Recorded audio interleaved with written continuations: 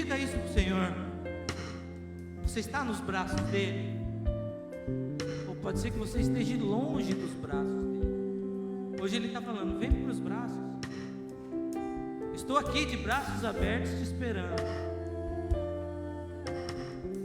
Muitas vezes a gente vem, sai, mas o Senhor hoje está te chamando. Vem para o meu braço, vem.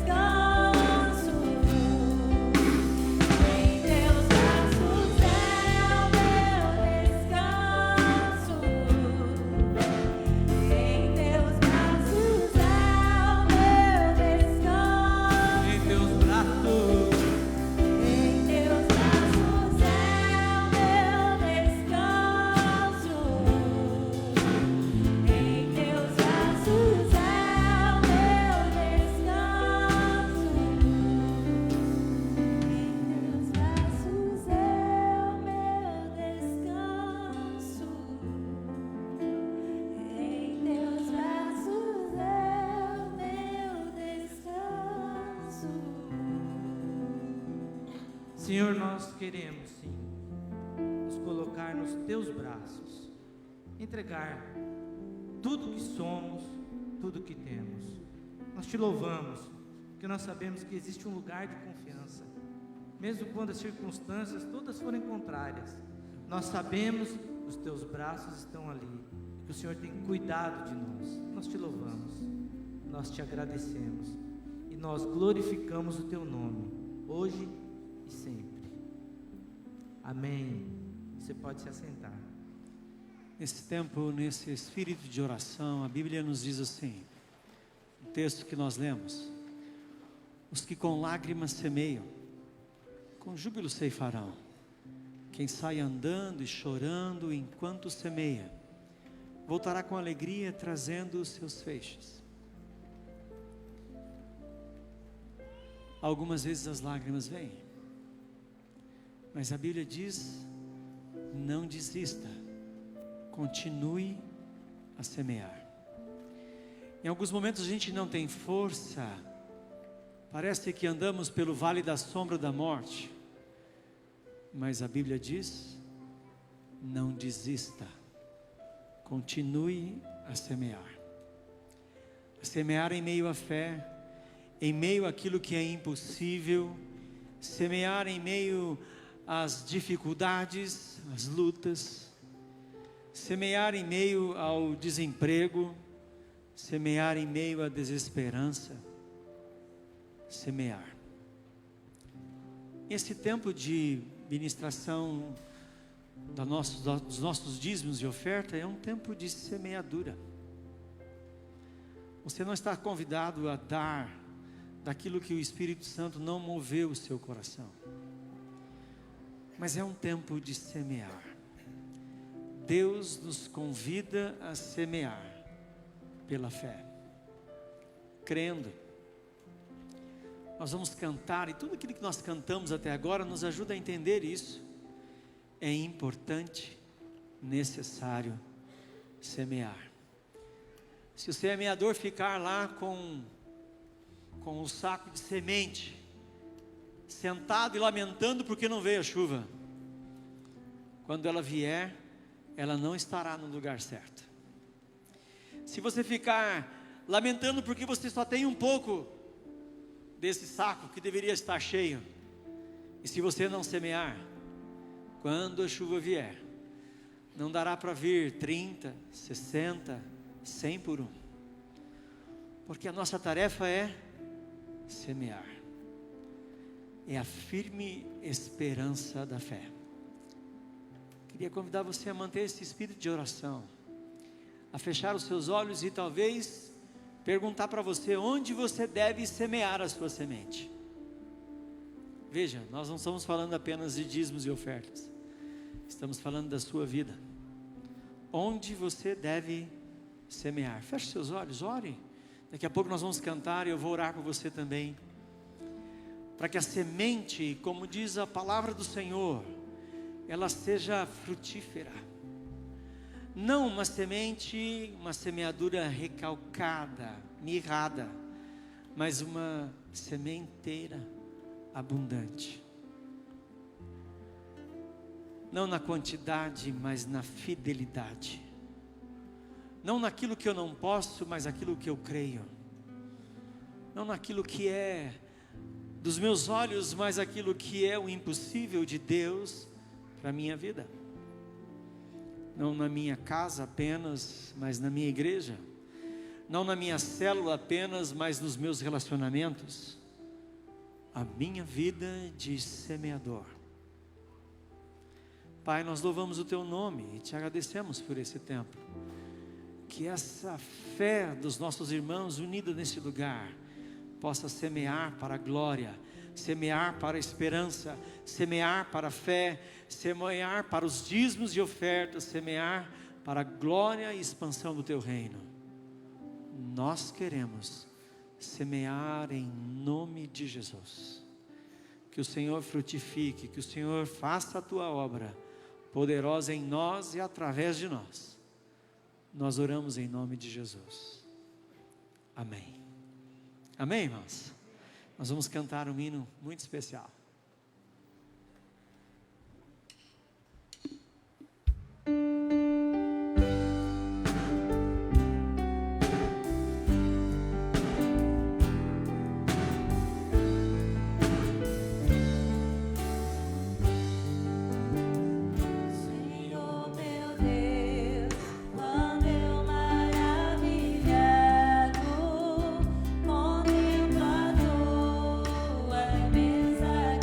Criação, a terra e o mar.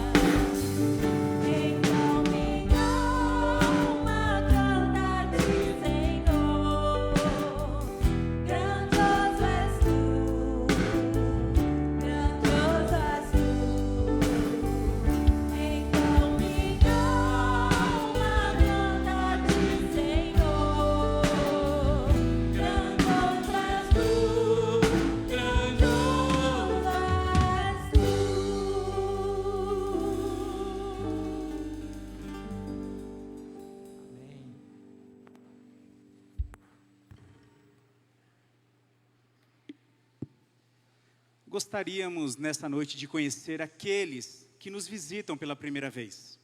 Então eu queria que você, sem constrangimento, a gente apenas quer olhar para você, te cumprimentar e te também dar uma lembrança. Então, se alguém hoje nos visita pela primeira vez, eu gostaria que você fizesse um sinal lá no fundo do nosso lado esquerdo. Sejam muito bem-vindos. Também do nosso lado direito, bastante gente lá no fundo, olha lá a igreja. Agora, para a gente visualizar melhor ainda vocês, por favor, fiquem em pé por alguns instantes, só para a gente poder ver vocês melhor. Olha lá quanta gente. Que os nossos irmãos mais próximos possam estender cumprimentos. Sintam-se acolhidos, abraçados. E na galeria, alguém nos visita pela primeira vez? Seja bem-vindo. Também receberão uma lembrancinha da nossa parte. Fábio, tem alguém que foi carregado para vir na igreja hoje. Eu não sei se ela queria vir, mas foi obrigada a vir. É a Heloísa, tem 3 meses. Cadê a Heloísa? Está lá, o Tiago, mostra para a gente, a Ariane. Olha que belezinha, gente. Eu brinquei com o papai ali, o Tiago, que o braço dele já vem com a almofadinha. Então ela está tão bem acomodada, né, Ariane? Desde que chegou ali. Queridos Tiago e Ariane, Deus abençoe. São membros de nossa igreja há muito tempo, não é? Muitos anos e anos e anos. São também líderes na área de célula, auxiliares, né, da célula. Deus abençoe. Já colocou ela no nome, na lista dos membros da célula, já? Vai pôr agora, né? A semana que vem volta. Muito bem. Vamos agradecer a Deus pela vida dos visitantes, Fábio? Especialmente hoje, de manhã nós apresentamos um bebê aqui, não é? A Maitê também, primeira vez. Então, nos alegramos com essas famílias. Pai, nós te bendizemos pela vida de cada pessoa, dos adultos que acabaram de se levantar, que haja um sentimento no coração, na vida deles, nesta noite, de alegria por estarem aqui, como há no nosso, de recebê-los. Queremos agradecer ao Senhor pela vida da Heloísa, pelos 3 meses de vida, de saúde, como ela está se desenvolvendo. Nós te louvamos. Abençoa esses pais, este casal, esta família constituída, que a Heloísa cresça neste ambiente de fé, de testemunho, que ela possa receber ali no seu lar, na sua família, nos tios, avós, todo o amor, orientação, segurança que ela precisa para ser uma serva tua. Em nome de Jesus oramos, amém. E agora queremos convidar as nossas crianças para que elas possam continuar o culto nas salinhas, seguindo o pastor Mateus. No salão social, tá? Todas reunidas lá. Podem vir aqui à frente.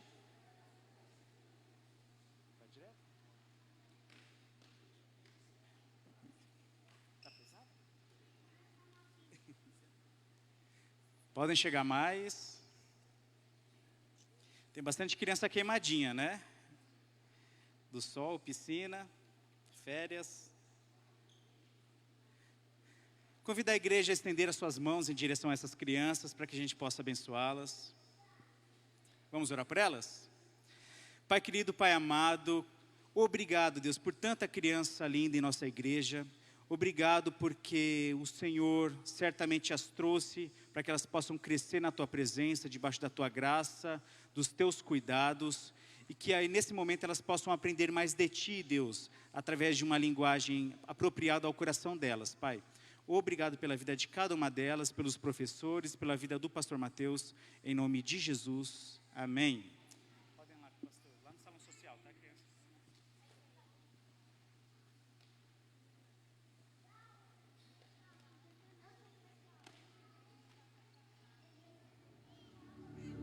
Olá Central, olá você que nos acompanha pela internet. Vamos aos primeiros avisos de 2020 no novo Central News. A IPI Central, desde o ano passado, não tem mais utilizado copos descartáveis em seus cultos e eventos para fazer parte em diminuir o impacto no meio ambiente quanto ao lixo produzido. Antes de assentar-se e iniciar o culto, procure um dos nossos 2 bebedouros, um próximo à secretaria e outro atrás do templo, embaixo do vitral. Fazendo isso, você evita sair durante o culto e distrair os irmãos. Evite também trazer copos e garrafas para dentro do templo. Vamos contribuir com a natureza e com as nossas celebrações. Dia 24, próxima sexta, às 8 da noite, vamos ter a largada do Geração Mais. Todos os jovens reunidos neste início de 2020. Não perca! Pais e professores do Central Kids terão uma reunião no dia 26, domingo, no Salão Social, no início dos cultos da manhã e da noite, durante o louvor.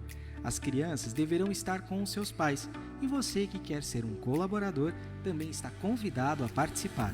As inscrições do primeiro semestre da Escola Bíblica começam no dia 27 de janeiro, uma segunda-feira, às 9 horas da manhã, através do nosso site ipicprudente.org.br/MEC. Você pode ver quais cursos teremos e detalhes sobre eles através do mesmo site. Nos bancos, você também conta com folders explicativos com o mesmo conteúdo do site, já para adiantar o seu acesso. Venha com toda a família para a vigília de oração, que será no dia 31, em uma sexta-feira, a partir das 8 horas na IPI Central. Teremos uma jornada de oração com as crianças, adolescentes e jovens, além de toda a igreja orando e clamando. Dia 2 de fevereiro teremos os nossos cultos da largada às 9 da manhã e às 7 da noite, apresentando os desafios e projetos da nossa igreja para o ano de 2020. Tá chegando a hora do acampamento Overhead, adolescentes e jovens, todos juntos, dos dias 21 a 25 de fevereiro no Colégio Criarte. Faça já a sua inscrição pelo site ipicprudente.org.br/overhead. A projeção está funcionando, a transmissão está na internet, a iluminação tá legal? Isso tudo acontece por ter pessoas que se voluntariam para tudo isso acontecer. E você pode fazer parte. Procure alguém das nossas equipes e pergunte como você pode participar, ou então ligue em nossa secretaria pelo 3221-8180 e peça para falar com a comunicação. Sua ajuda será uma bênção para nós e para toda a igreja. Para rever este Central News, você pode acessar o nosso canal no YouTube e também no Facebook.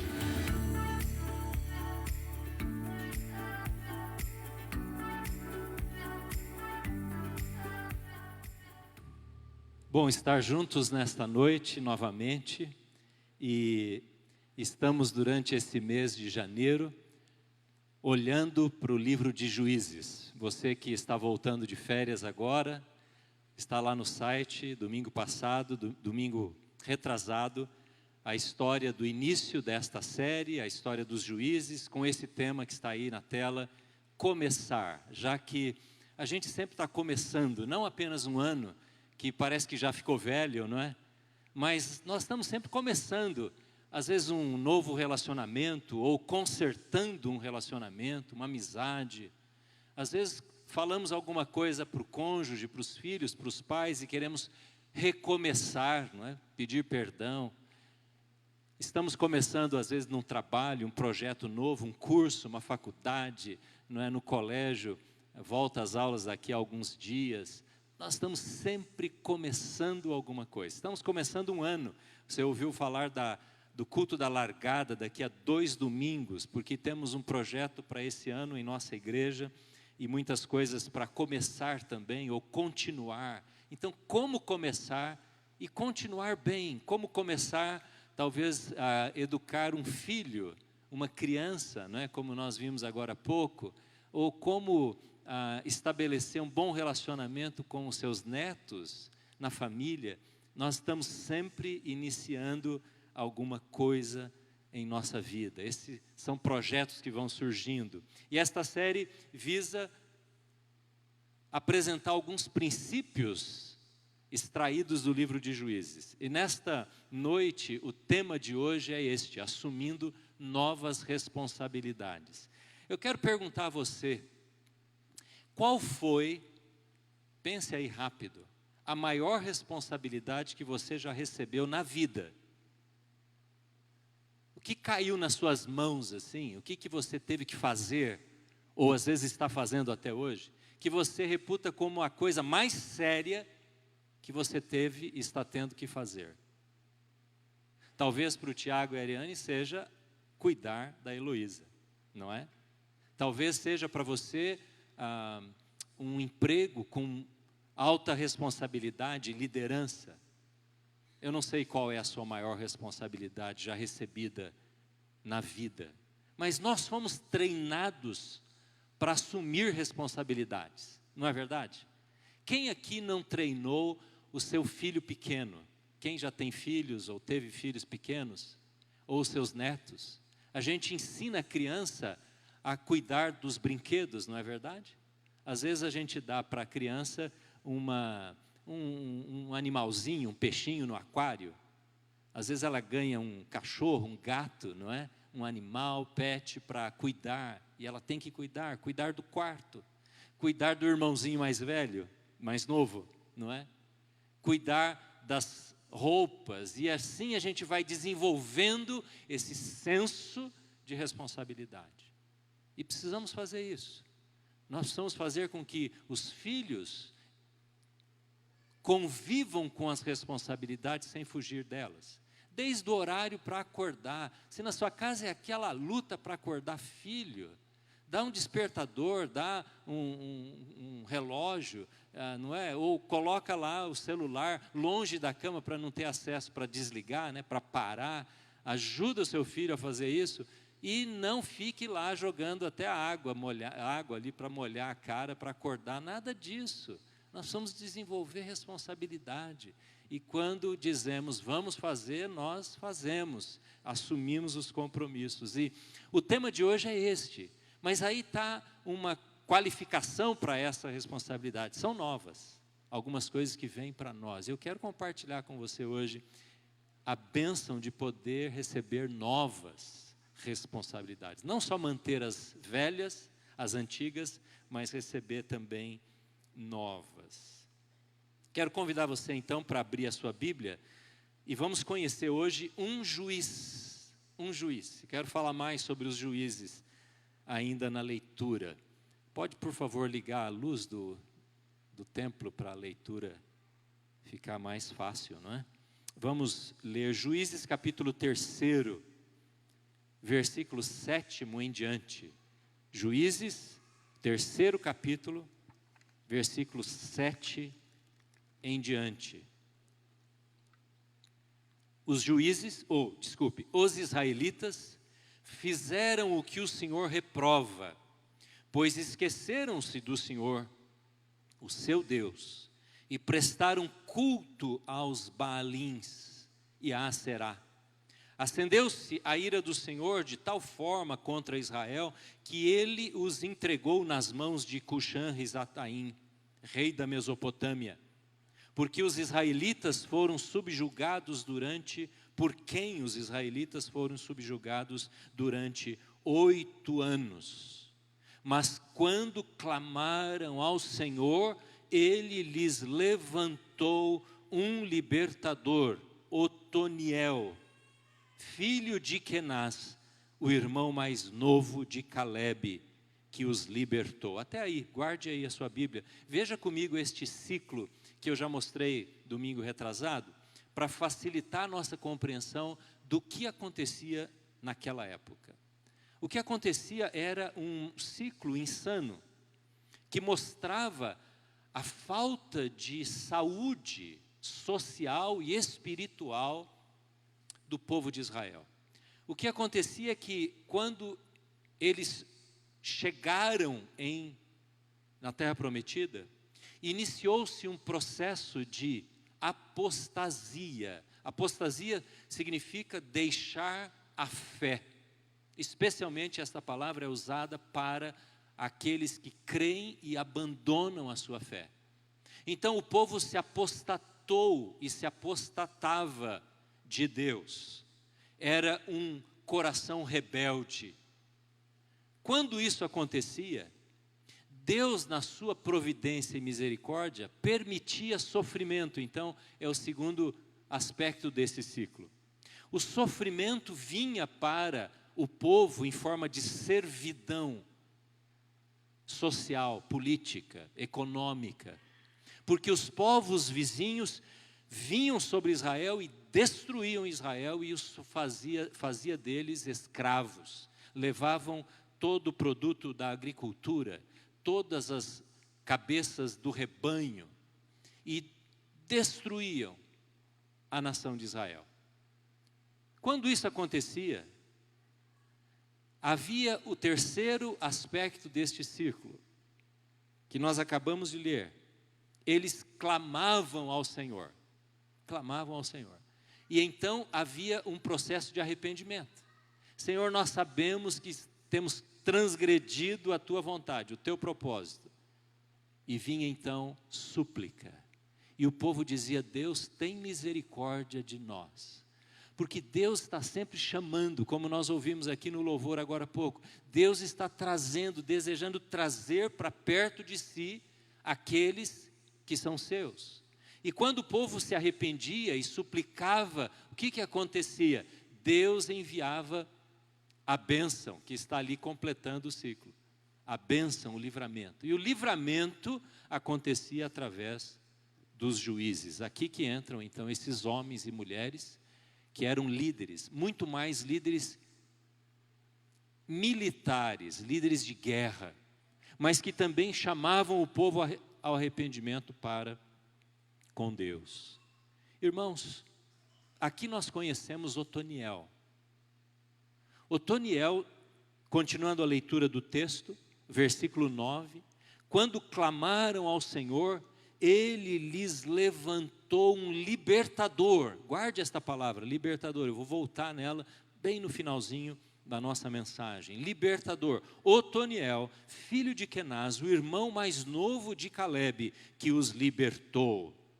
Agora você pode ler o versículo 10 comigo em voz alta? Aí, leia na sua Bíblia. O Espírito do Senhor veio sobre ele, de modo que os liderou Israel e foi à guerra. O Senhor entregou Cuxã-Risataim, rei da Mesopotâmia, nas mãos de Otoniel, que prevaleceu contra ele. E a terra, leia comigo, e a terra teve paz durante 40 anos, até a morte de Otoniel, filho de Kenaz. Neste texto a gente encontra 3 princípios no que diz respeito a assumir responsabilidades. E eu quero compartilhar com você esses 3 princípios nesta noite. O primeiro princípio que está aqui é que nós precisamos fazer uma pergunta. Uma pergunta. O que eu posso fazer para ajudar? Você pode ler comigo esta pergunta? Onde posso ajudar? A primeira menção de Otoniel não é nesse texto. Se você puder virar uma página para trás, você vai ver que a primeira vez que aparece o nome de Otoniel neste livro está no primeiro capítulo, versículo 11. Do 11 em diante. Veja como é que surge o Otoniel na história. O capítulo 1 mostra as várias batalhas que Israel teve que travar para conquistar a terra. E versículo 11 diz assim: dali avançaram contra o povo que morava em Debir, anteriormente chamada de Kiriat Sefer. Então disse Calebe: darei minha filha Axa em casamento ao homem que atacar e conquistar Kiriat Sefer. Otoniel, aí é a primeira vez, filho de Kenaz, irmão mais novo de Calebe, conquistou a cidade. Por isso Calebe lhe deu sua filha Axa por mulher. Até aí. O que aconteceu naquele momento da história de Israel? é que havia uma ameaça presente e uma cidade, uma terra a ser conquistada. Você tem que lembrar que a conquista da terra de Canaã foi gradativa, foi lenta. Eles não chegaram e tomaram posse da terra, porque aquela terra estava sendo habitada por outros tantos povos. E um dia Caleb, sabe quem foi Caleb? Caleb é aquele irmão ou amigo de Josué. Os únicos dois que Deus permitiu que saíram do Egito e entraram na terra prometida vivos, conseguiram conhecer a terra prometida. Moisés foi um daqueles que não pôde fazer isso, ele não pôde pisar na terra prometida.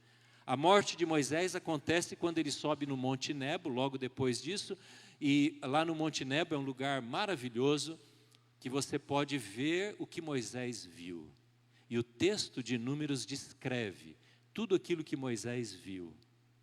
E Deus fala para ele, olhe à sua direita, e vai descrevendo a terra, a foz do Jordão, que deságua no Mar Morto, as colinas de Jericó do outro lado do Mar Morto, do lado esquerdo, o próprio Mar Morto, e vai descrevendo e diz, Moisés, esta é a terra para a qual você trouxe este povo, mas você não vai entrar. Só entraram dois, Josué e Caleb. E este é Caleb, porque Josué já havia sido morto, já havia morrido, pouco antes, e Caleb é um líder. E um dia Caleb convoca os guerreiros e diz, aquele que conquistar esta cidade de Sefer, terá a mão da minha filha em casamento. Para nós talvez isso é meio estranho, é bastante estranho, mas pense comigo, Caleb era um herói. Ele era um homem conhecido, famoso, um herói nacional. Além disso, ele era um homem rico, possuidor de muitas terras que Moisés deu para ele. A nação de Israel o honrou, assim como Josué, quando eles foram espionar a terra e ver como ela era. Então, Caleb agora chama os guerreiros.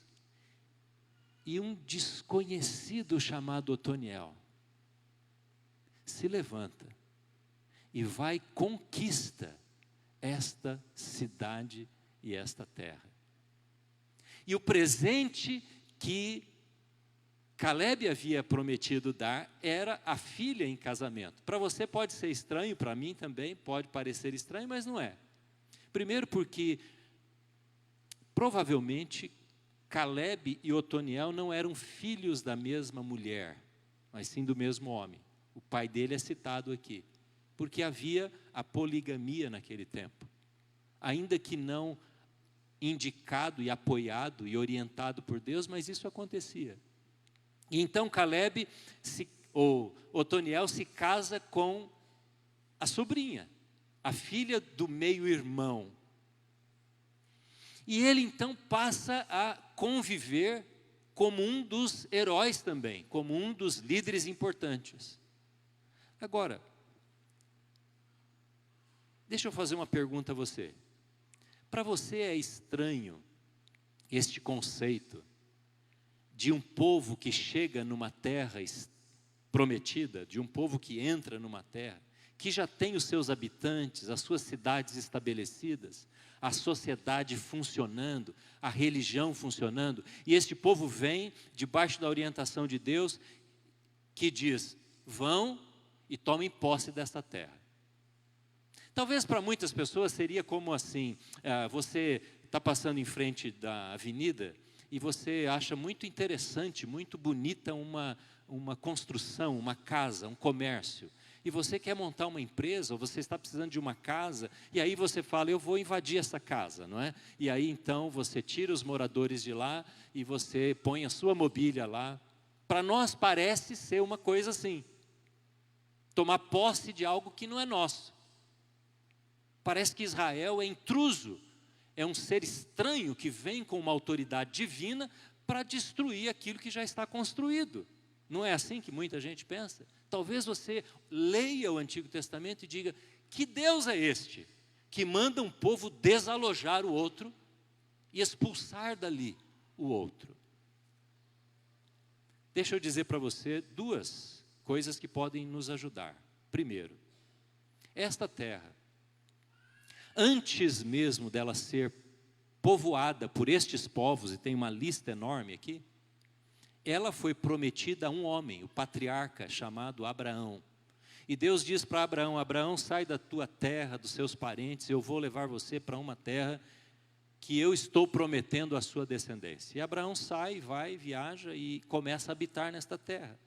E neste tempo haviam pequenas migrações de povos. Os povos nômades passavam, e a maioria deles passava em busca de pasto para o rebanho, em busca de uma terra nos vales para plantar. Eles não eram proprietários da terra. Estes povos que habitavam na terra prometida, em Canaã, eram povos nômades, como Abraão também passou a ser. Mas ele vem para se fixar nesta terra.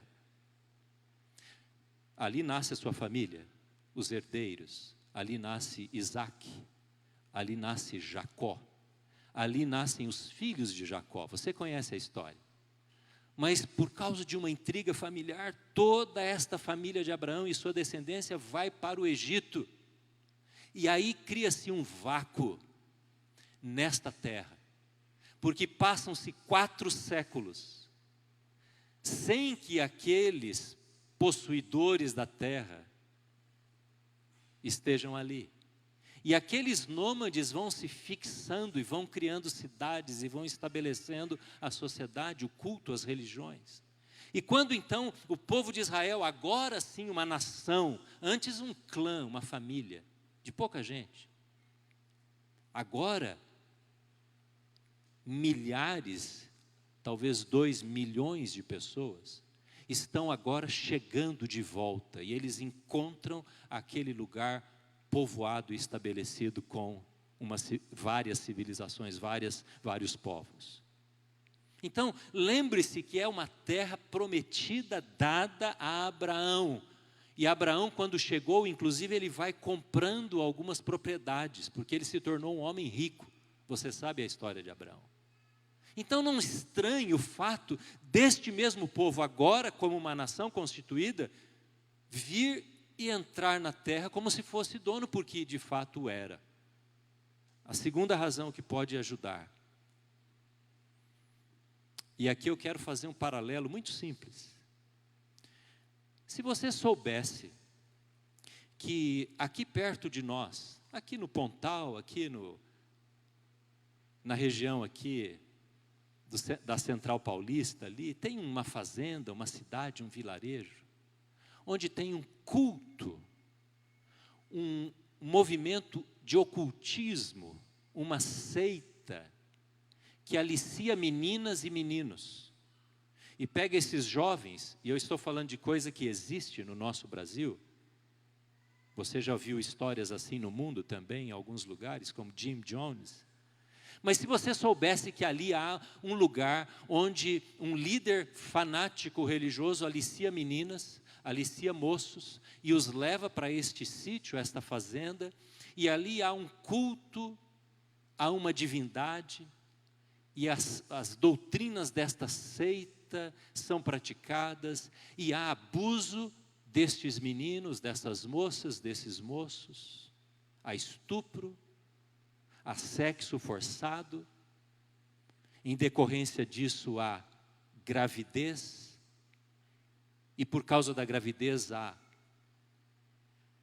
abortos, e crianças, por pior, crianças que nascem fruto desses relacionamentos cultuais, esse sexo para culto dessa divindade nesse lugar imaginário, estas crianças são sacrificadas. E toda semana no culto desta seita há o sacrifício de uma criança. Muito bem, para por aí. A pergunta que eu faço a você é: você gostaria que houvesse uma mobilização da sociedade, das autoridades constituídas, da polícia, do Ministério Público, da Polícia Federal, para ir neste lugar, quebrar os portões daquele sítio, prender aqueles líderes e libertar todas aquelas pessoas? Sim ou não? Lógico que sim. Porque nós clamamos por justiça. E nós achamos essas coisas abominações. nós nos irritamos, nós ficamos tocados e movidos. Quem não ficou com raiva quando as notícias do Boko Haram, aquele grupo terrorista na Nigéria, sequestrou 200 adolescentes e eles continuam fazendo isso? Quem não fica indignado com aquilo que acontece no Irã? Talvez você tenha ouvido muitas pessoas falarem do abuso dos Estados Unidos, e eu não estou aqui para defender um país e atacar o outro, mas converse com o marido da Maria. Pergunte para ele, porque ele é iraniano, o que ele, como um cristão que busca a liberdade para o seu país, pensa sobre a morte daquele general, há um mês atrás, 20 dias atrás. Pense. Porque nos alegra o fato de que, às vezes, há uma mobilização, e precisa acontecer uma mobilização entre países, entre exércitos, para promover justiça e liberdade. E nós não estamos indispostos a aceitar que, às vezes, precisa haver morte daqueles que abusam das pessoas. Porque você ficou indignado, como eu também fiquei, quando aquele grupo radical terrorista do Estado Islâmico simplesmente degolava as pessoas encapuzadas. Quantas pessoas foram mortas? E isso pesa para nós, e nós não queremos ver isso acontecer. Assim como nós não gostaríamos de ver acontecendo esta suposta seita por aí que estaria fazendo essas abominações morais. É isso que Deus manda Israel fazer. E aqui ajuda você a entender. Por que Deus fala para Israel, quando vocês chegarem na terra prometida, vocês vão expulsar de lá todos aqueles povos que cometem tais abominações? O que eles faziam? Exatamente o que eu disse que esta seita supostamente existente por aí, que não existe, graças a Deus, aqui na nossa região. Eles sacrificavam crianças. Diariamente, crianças eram sacrificadas em cultos a Baal. Eles praticavam aborto nas mulheres que se prostituíam, que eram forçadas ou não, dentro dos templos, para atender à suposta ordem desses deuses, Azerá e Baal. Era isso que eles faziam. Então Israel vem como uma mão da justiça de Deus. Ele é a mão da justiça de Deus, porque Deus clama por justiça. Deus clama por justiça. E a Bíblia diz em Deuteronômio 18 que havia este sentimento em Deus, e ele transmite desta abominação, é a palavra usada lá na Bíblia. Estes povos fazem coisas abomináveis. Então Deus chama o povo de Israel, e agora liderado neste momento por Otoniel, que pergunta a Deus, onde eu posso ajudar? E ele se dispõe a fazer a obra de Deus. A minha pergunta para você, para nós, para mim hoje é esta: quanto tempo faz que você não faz esta pergunta para Deus? Onde eu posso ajudar? O que eu posso fazer? Irmãos, porque eu estou falando para membros de igrejas, talvez de outras igrejas que estão aqui hoje, é muito comum quando a gente conhece a Jesus, quando a gente se converte, a gente amar a obra de Deus. A gente está disposto a ajudar pessoas, a falar para pessoas, não é? A gente está disposto a investir financeiramente, nós estamos dispostos a nos entregar para algum ministério na igreja, nós falamos para as pessoas com quem nós trabalhamos, para parentes, que Jesus entrou na nossa vida e estamos tendo uma experiência profunda, alegre, realizadora com Jesus, e nós nos dispomos, nós estamos sempre tentando responder essa pergunta: onde eu posso ajudar, Senhor? E a gente atende todos os apelos, os convites que surgem lá fora, durante a semana, ou na igreja. A gente está disposto a abençoar a nossa célula, a receber a célula em casa, a ser um líder, um auxiliar. A gente quer apoiar o líder, a gente ora pelas pessoas, a gente compartilha a nossa fé, mas parece que quando o tempo vai passando, essa pergunta, ela vai diminuindo a voz, o valor, o peso dentro de nós. E aí a gente começa a dizer: estou muito ocupado, a minha vida está uma correria tão grande. E nós deixamos de olhar para as possíveis responsabilidades, porque nós achamos que nós já temos muitas. E às vezes estas responsabilidades que temos dizem respeito à nossa vida. Coisas boas, sustento de família, trabalho, estudo.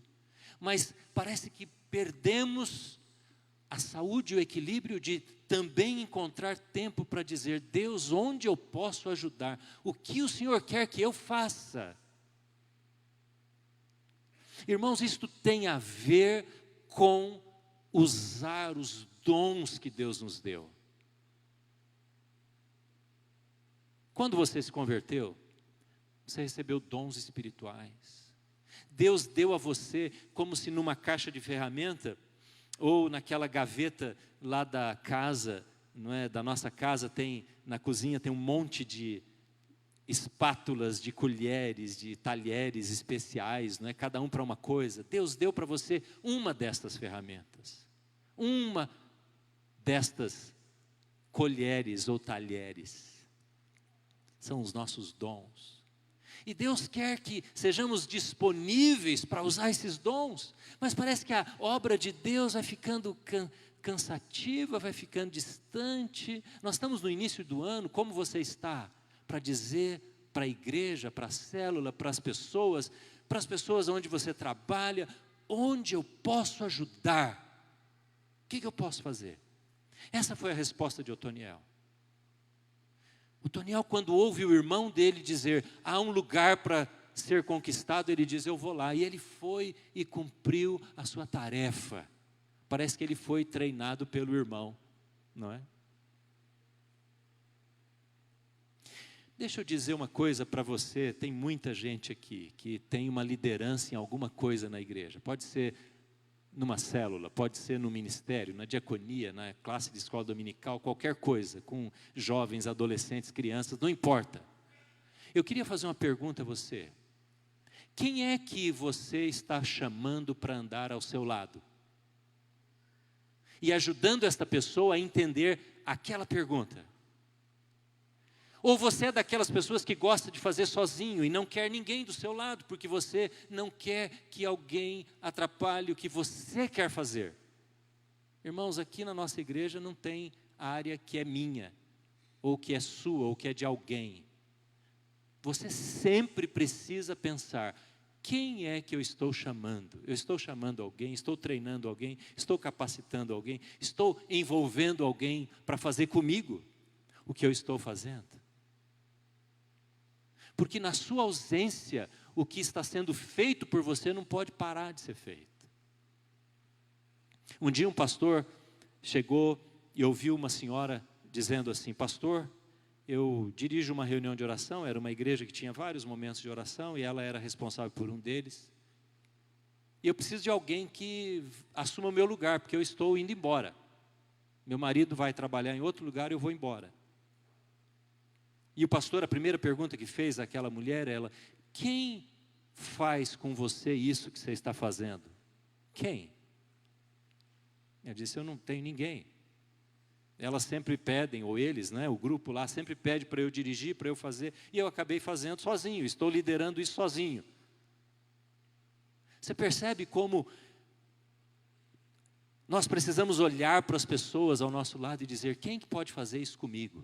E eu quero dizer a você que faz parte de um grupo que trabalha, que serve em alguma área da igreja, pode ser na sua célula ou no seu ministério, com faixas etárias. Envolva pessoas, chame pessoas. Motive as pessoas, agradeça as pessoas que fazem ao seu lado o que você está fazendo. Otoniel era desses líderes que assumiu a responsabilidade e ele levou gente com ele.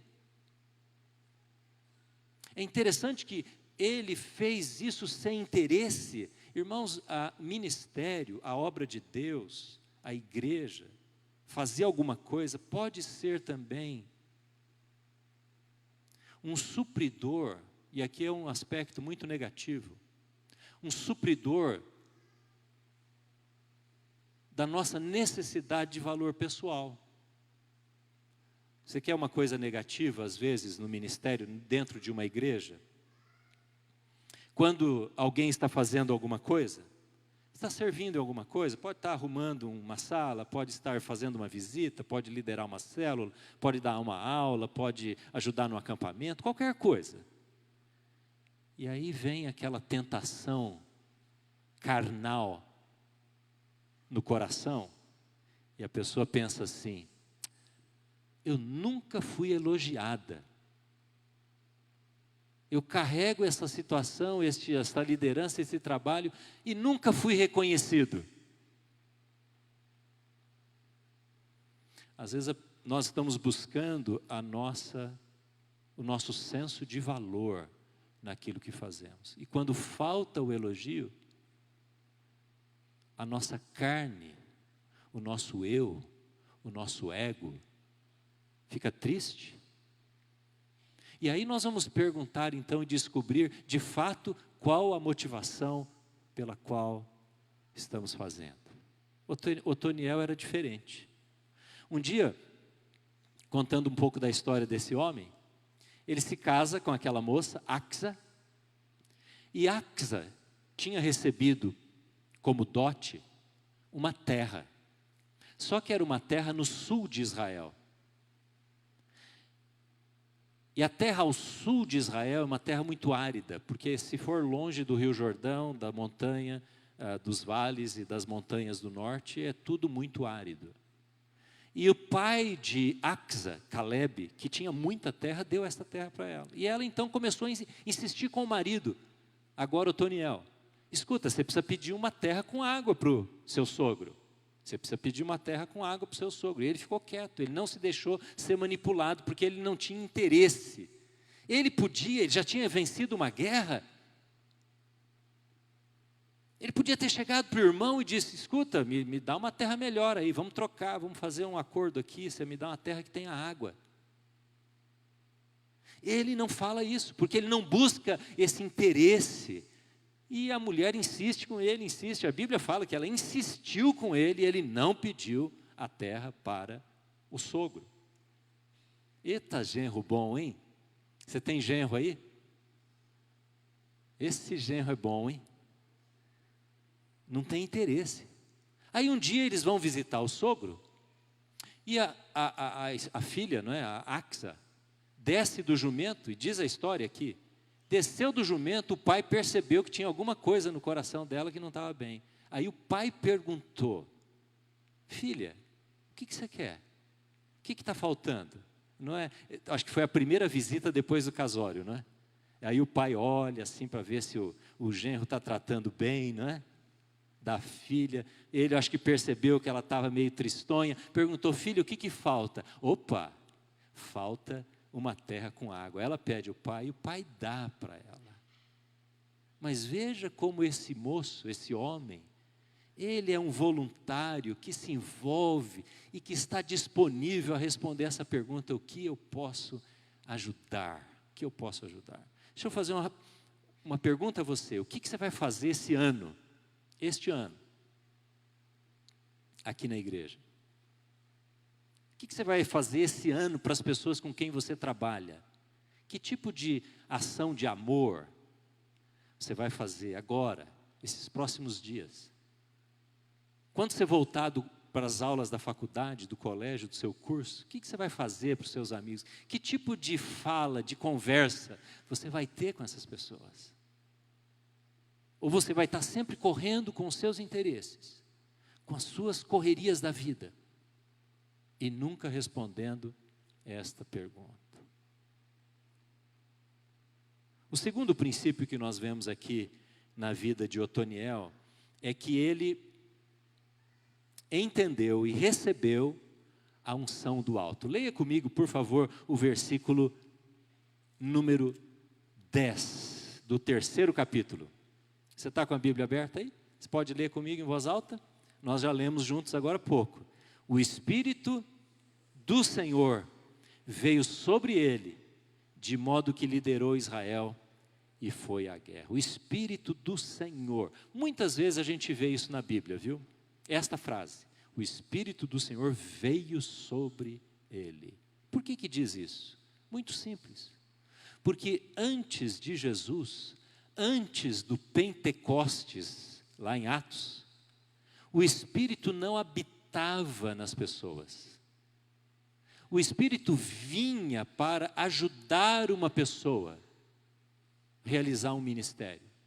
E depois que o ministério estava realizado, o trabalho, a tarefa estava cumprida, o Espírito Santo se retirava dela.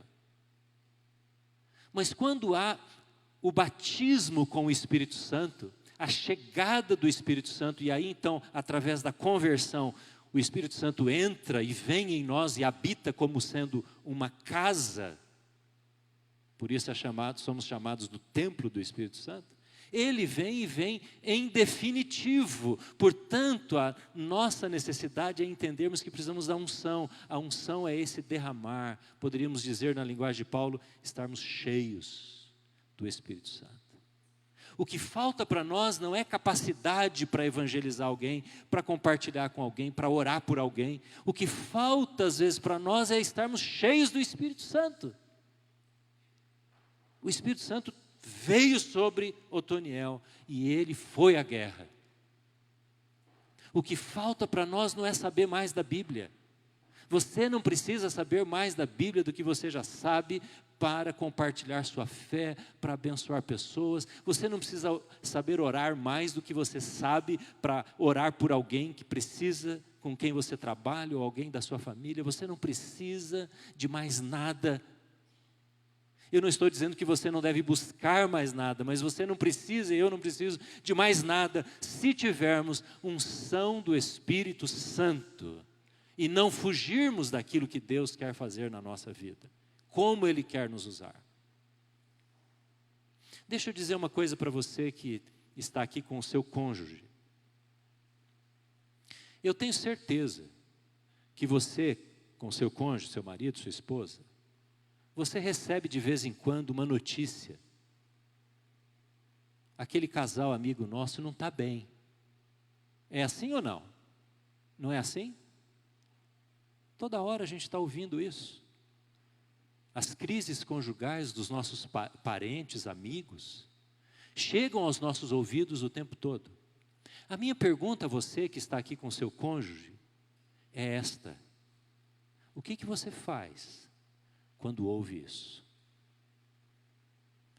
Você fica esperando que alguém, você indica para esse casal, esse homem, essa mulher, esses amigos, alguém que possa ajudá-los?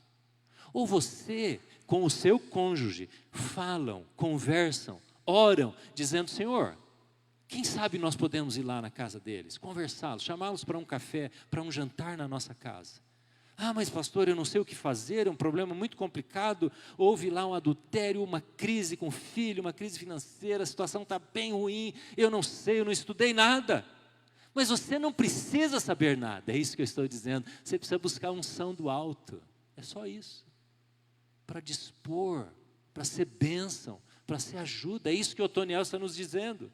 Ele era o desconhecido, quem era famoso era o Caleb, o irmão dele. Ele não sabia nada, mas ele andou com Caleb, e ele viu o irmão se dispor para liderar aquela nação, e quando surgiu a primeira oportunidade, ele falou: eu vou lá. Você poderia ser essa mulher, que abençoa suas amigas, as pessoas com quem você trabalha, ora por elas. E quando ouve uma má notícia, uma situação difícil, você não fica imaginando como alguém poderia ajudar essa pessoa. Você vai lá e você vai dizer: olha, eu não sei o que eu vim fazer aqui, nem sei se eu posso te ajudar, mas eu vim pelo menos ler a Bíblia e orar com você. E Deus vai fazer a obra, Deus vai te pôr palavras. Comece a experimentar isso hoje. Este ano, seja um instrumento nas mãos de Deus e diga: eu preciso só da unção do alto sobre a minha vida. Amém, irmãos? Esse negócio de não ter essas experiências vai tornando o evangelho muito chato. Não porque o evangelho é chato, o evangelho é maravilhoso. Mas nós vamos vivendo um evangelho que não nos leva a experiências de ver Deus agindo. Por quê? É porque Deus não age? Não, é porque nós não nos colocamos na guerra em favor de alguém, para ajudar alguém. Gente, as pessoas estão clamando.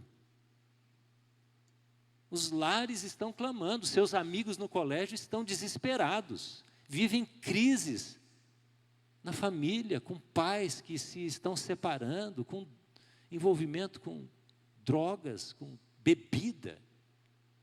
E a gente vê isso e parece que não é com a gente. E aí o evangelho vai ficando sem poder. Não porque ele não tem poder, porque ele é o poder de Deus. Mas nós não usamos. Nós não nos dispomos. Eu quero chamar você hoje a dizer para o Senhor: Senhor, aqui está a minha vida e eu quero assumir responsabilidade. Amém? Assuma a responsabilidade. Ache tempo para isso. Ache tempo, peça a Deus que te tire deste conformismo, desse comodismo, e peça ao Senhor que use a sua vida para abençoar a vida de pessoas. Em último lugar, o princípio que nós vemos aqui no Otoniel é que ele, quando assume novas responsabilidades, ele crê que o resultado vai vir. Aqui no capítulo 3, qual é o império que está dominando sobre Canaã? Você lembra aí o nome? Mesopotâmia. Está aqui no capítulo 3, no versículo 8, 9 e 10. Mesopotâmia. Mesopotâmia foi um grande império que, a partir de onde nós temos hoje o Iraque, foi avançando sobre os povos e dominou o que hoje seria Líbia, Jordânia, Canaã, Israel, descendo para o Egito, indo para a Síria, um império enorme. 8 anos a Mesopotâmia dominou Israel. 8 anos. Mas um dia surge um homem que crê que Deus vai usá-lo e se dispõe. E o que acontece no último versículo que nós lemos, o versículo 11: e a terra teve paz. E a terra teve paz durante 40 anos. Sabe o que significa 40 anos? É a segunda maior quantidade de tempo na época dos juízes de paz. Só teve um juiz, além de Otoniel, ele é o segundo colocado, que gerou paz por mais tempo.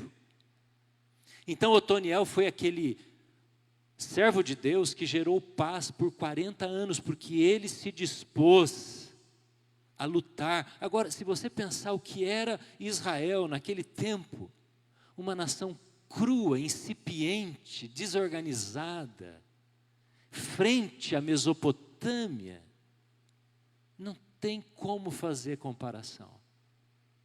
E ele é usado por Deus porque ele crê que vai ter resultado, porque ele vai em nome de Jesus, em nome do Senhor. Ele aprendeu com o irmão. Caleb, quando voltou de espiar a terra, Ele e Josué disseram assim para Moisés: olha, lá tem muito inimigo, lá o negócio vai ser feroz, mas se o Senhor der a bênção dele para nós, nós vamos conquistar aquela terra. Assim foi na vida deste homem Otoniel, 40 anos. Sabe por que às vezes não nos dispomos? Porque estamos nos acostumando com o não milagre, com a não intervenção. Nós paramos de ter expectativa que Deus vai curar, transformar, abençoar o casamento, tratar da vida do jovem, livrá-lo daquela situação, tirá-lo da prostituição. Nós não estamos crendo que Deus vai fazer a obra dele, que ele prometeu fazer. Nós estamos descrendo no poder de Deus. E quando nós nos dispusermos dizendo: Senhor, eu sei que o Senhor vai agir, eu não sei como o Senhor vai fazer, mas o Senhor pode fazer, o Senhor vai fazer. Eu me disponho a ser uma bênção na vida de alguém. Eu não estou querendo aqui colocar nenhuma ação e nem empurrar você com culpa. Eu não estou aqui também para motivar você: vamos lá, gente, vamos trabalhar para o Senhor. Não, não quero fazer isso. Eu estou aqui para dizer a você que é um privilégio, é o seu privilégio ser usado nas mãos de Deus, é o meu privilégio. Eu não estou aqui para animar você a fazer isso. Eu estou aqui para dizer: você tem a possibilidade, o privilégio, como eu tenho, de ser bênção de Deus na vida de alguém. Você me entende? Amém?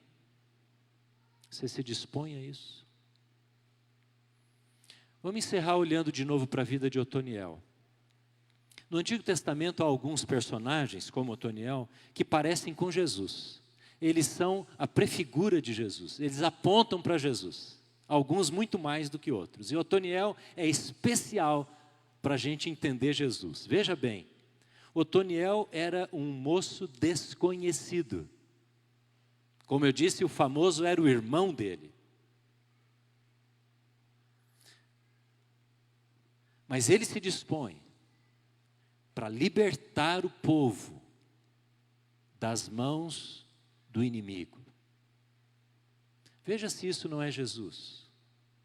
Jesus que quando nasce, está numa situação tão difícil, os seus pais estão numa situação de tanta vulnerabilidade, porque são pobres e desconhecidos, que eles têm que fugir para o Egito, para que aquele bebê não seja morto. Quando voltam, eles têm que se esconder numa região do interior, uma região pobre, onde viviam os mais pobres, os menos cultos. Mas quando Jesus é chamado pelo Espírito Santo e ele vai, ele é batizado, ele vai fazer o seu tempo de jejum e ele ouve a voz do Pai dizendo: este é o meu filho amado. Ele se dispõe a então iniciar a sua obra de redenção. De redenção. E a semelhança de Otoniel, olha como a Bíblia é bonita. Jesus ganha a sua noiva. Quando Jesus vai enfrentar a morte, ele a destrói na cruz e na ressurreição, ele recebe como herança, e a Bíblia diz, a igreja, o seu povo, a sua noiva. E um dia estaremos juntos para as bodas do Cordeiro, amém? Otoniel nos aponta para Jesus porque ele é aquele que se coloca perante o povo para redimir, para restaurar, para libertar.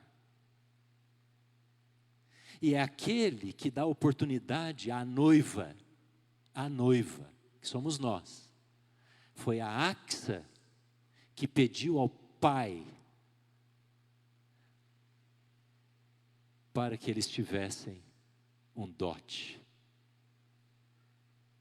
é você e sou eu, que temos que olhar para o Pai, para Deus e dizer: Senhor, me dá a vida daquela pessoa, porque eu quero ser instrumento teu para abençoar e para ajudar aquela pessoa. Você compreende isso? Olhe como Daniel nos chama a atenção para sermos semelhantes a Ele, porque sendo semelhantes a Ele, teremos traços e marcas de Jesus na nossa vida. Porque é Ele que sai à batalha, e Ele nos chama para irmos juntos, libertar, gerar paz na vida das pessoas. Você não quer ser um juiz e uma juíza assim? Promover justiça, promover a salvação, promover libertação, promover paz na vida das pessoas. Abaixe sua cabeça, eu quero orar. Quero orar. A pergunta é, encerrando o culto de hoje: como você pode servir a Cristo? Em todos os relacionamentos que você tem, talvez você tenha pessoas que trabalham para você. Você tem uma equipe na sua empresa, na sua fazenda, no seu sítio. Talvez você tenha colegas de repartição pública, você tenha amigos de faculdade, você tenha familiares. A pergunta nesta noite é: Senhor, como que eu posso ser útil para o Senhor tocar e abençoar aquelas pessoas? A pergunta é: Senhor, eu estou disposto a sair da minha zona de conforto, do meu comodismo, e dizer: Senhor, usa a minha vida, me faz parar de ficar confortável, vendo as coisas acontecerem sem fazer nada.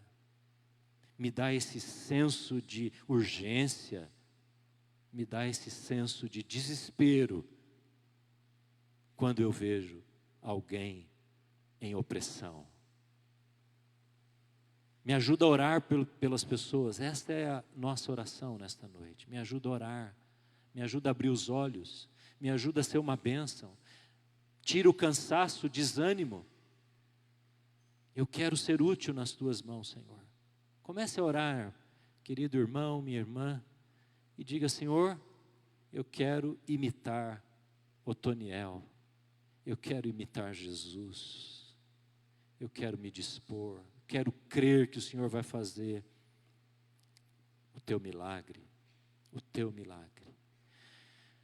Pense em alguém agora. Queria convidar você a pensar em pessoas, mas eu não quero que você pense em alguém que esteja muito longe. Eu queria convidar você a pensar em alguém que está bem perto de você, alguém com quem você vai encontrar amanhã, quem sabe. Alguém que você tem acesso, alguém que está precisando de oração, de uma visita, de amizade, de conforto.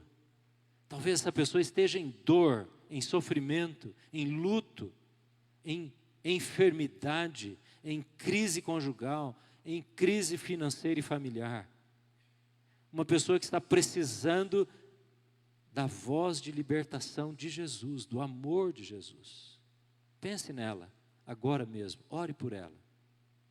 Ore por essa pessoa. Peça que o Senhor te dê ferramentas, estratégia, ideias de como alcançá-la.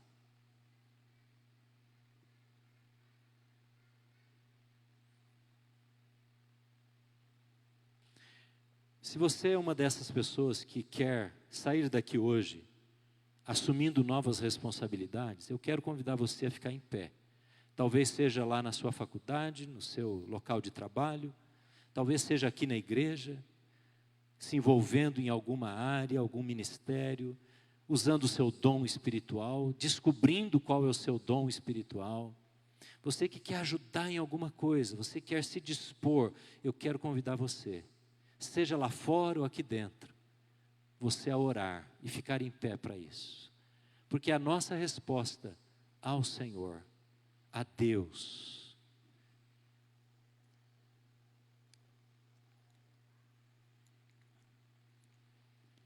Quem sabe você está vivendo esse marasmo, sem saber como você pode ser útil nas mãos de Deus. Você precisa ser guiado pelo Espírito Santo. Deus quer falar com você, onde que está a oportunidade, onde que estão as pessoas. Mas você precisa dizer: Senhor, me usa, me mostra. Eu não sei por onde começar, não sei com quem falar, tem tanta coisa que eu posso fazer, mas não sei o que fazer.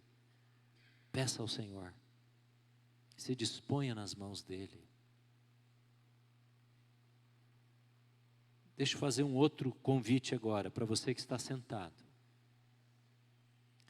Talvez você esteja sentado porque você está com as mãos cheias, fazendo várias coisas, tentando ajudar muita gente, tentando dar conta daquilo que tem vindo no seu colo. E eu quero convidar você a pedir mais unção, mais sabedoria, mais enchimento do Espírito Santo para fazer o que você faz. Talvez você esteja liderando alguma coisa, falando com alguém, aconselhando alguém. Eu quero convidar você a dizer: Senhor, eu preciso de mais do teu poder, mais da tua unção, Senhor, mais da tua sabedoria. Fique em pé, se é o seu caso. Eu quero também orar por você. Mais da tua mão sobre a minha vida, Senhor. Senhor, nós queremos, em primeiro lugar, nos arrepender, Senhor, e confessar ao Senhor que tantas vezes negligenciamos as oportunidades, e às vezes falamos de tanta coisa e nos esquecemos de compartilhar o teu amor com as pessoas. Senhor, nós confessamos e pedimos perdão porque nem sempre a nossa boca se abre para falar do amor de Jesus, das maravilhas do Senhor. E nós pedimos perdão porque nos omitimos, porque nos calamos. E quando há o desafio para alguma coisa ser feita, nós não somos como Otoniel, nós não nos dispomos como ele fez. E nós te pedimos perdão, Senhor. Porque às vezes estamos tão preocupados com o nosso cansaço, com a nossa agenda cheia, com o nosso trabalho, com as coisas que o Senhor tem nos dado e nos deixado para fazer, e nós perdemos de vista pessoas. Perdão, Senhor. E nós nos expomos a Ti nesta noite e dizemos: Senhor, toca de novo em nós. Eu oro pelas mulheres e homens que estão agora se dispondo ao Senhor e dizendo: Senhor, toca a minha vida para que eu toque a vida de pessoas. Eu oro a Deus para que o Senhor traga encontros que serão preparados pelo Senhor nesses próximos dias. E eu oro para que haja essa disposição, Senhor, em nós, para abrirmos a nossa boca, para impormos as nossas mãos sobre a cabeça das pessoas, orarmos por ela, crendo que o teu milagre vai acontecer, crendo que o Senhor vai agir, não sabemos como. Senhor, nós oramos por um coração atento, um coração pronto para perceber aquelas horas que o Senhor nos preparar. Eu oro a Deus por aqueles que estão voltando ao trabalho, por aqueles que vão voltar às faculdades, aos colégios, ao trabalho nos hospitais, nos lugares públicos, nas empresas, onde quer que seja. Senhor, para que estejamos ali como servos e servas do Senhor, prontos para cumprir a tua tarefa dada a nós, seja em oração, seja em conversa, seja em apoio, seja em conselho, seja em ajuda, o que quer que o Senhor nos mandar fazer, Senhor. Deus, nós queremos ser uma igreja que causa impacto na vida das pessoas. Nós queremos ser uma igreja, um povo que abençoa as pessoas com quem a gente convive. Senhor, ajuda-nos nisso. Senhor, quebra as correntes do inferno que cegam, que cercam essas pessoas, que as prendem de não conhecerem a Jesus, e torna o nosso esforço assim leve, porque o Senhor vai à frente, o Senhor vai destruindo as opressões de Satanás sobre estas vidas. O Senhor vai à frente. Vai agora mesmo, Senhor, com o teu poder, com a tua mão de libertação, e visita as pessoas onde elas estiverem. Quem sabe elas estejam em depressão, em angústia, em tristeza, em choro, em dor. Vai lá, Senhor, onde essas pessoas estão. Nomes que estão vindo à nossa mente agora. Visita com o teu poder libertador. Seja a tua presença, a presença que muda a situação, até mesmo antes de chegarmos lá, Senhor. Usa a nossa vida, use a nossa vida, a nossa igreja, para abençoar, para sermos libertadores e proclamadores do teu amor. Nós oramos assim, em nome de Jesus. Amém, amém. Você que está em pé, deixa eu falar uma coisa para você. A gente precisa estar atento aos sinais, às oportunidades. Talvez amanhã, hoje ainda, você vai pensar numa estratégia, num plano. Não jogue fora aquilo que vier no seu coração, na sua mente. Faça, mas parece uma coisa pequena, uma coisa até talvez louca, uma coisa ruim, fraca. Faça isso. Esteja atento para o que Deus vai fazer nesses próximos dias. Amém, irmãos? Gostaria muito de ouvir suas histórias. Se você tiver histórias durante essa semana, manda um WhatsApp, faz um vídeo ou um áudio, manda para a igreja. A gente gostaria de coletar as histórias, pode ser bem pequena, do que Deus fez na nossa vida nesses dias. Amém? Talvez seja dentro da sua casa que você vai começar a abençoar. Vamos orar. E a graça do Senhor Jesus, o amor de Deus, o nosso Pai, a comunhão, a presença do Espírito Santo, estejam sobre você, estejam em você, em todos nós, nesses dias, nas oportunidades que teremos, e para todos sempre. Amém, amém e amém. Deus abençoe a sua vida.